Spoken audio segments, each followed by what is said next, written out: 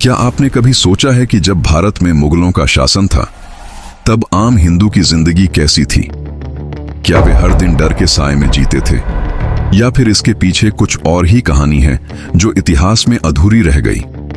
आज हम उस समय की सच्चाई को बिना किसी पूर्वाग्रह के देखने की कोशिश करेंगे, केवल इतिहास की दृष्टि से। 1526 में पहली पानीपत की लड़ाई के साथ मुगलों का राज शुरू हुआ और इस सब की शुरुआत हुई बाबर के नाम से। इस जीत ने भारत में मुगल साम्राज्य का नया अध्याय खोला, जो धीरे धीरे दिल्ली से आगरा और फिर पूरे उत्तर भारत तक फैल गया।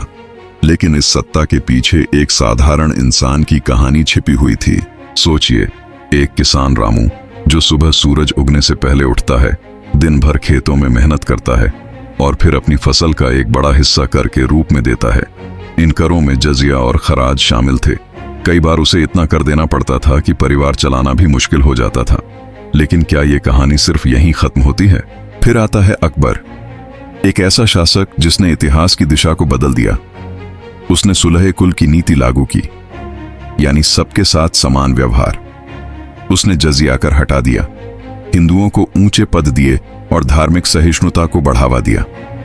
उसके दरबार में विभिन्न धर्मों के लोग मौजूद थे। उस समय कई लोगों की जिंदगी में सुधार आया। लेकिन हर कहानी में एक मोड़ होता है। और फिर आता है औरंगजेब। उसका शासन अलग था। उसने जजिया फिर से लागू किया, कुछ मंदिरों को तोड़वाया और धार्मिक तनाव को बढ़ावा दिया।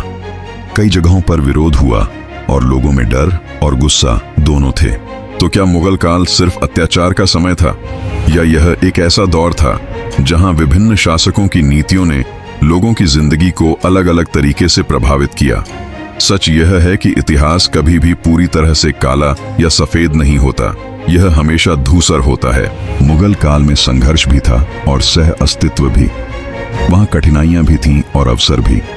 जब हम उस समय को देखते हैं तो हमें सिर्फ एक पक्ष नहीं बल्कि पूरी तस्वीर को समझने की कोशिश करनी चाहिए, क्योंकि इतिहास हमें लड़ना नहीं बल्कि समझना सिखाता है।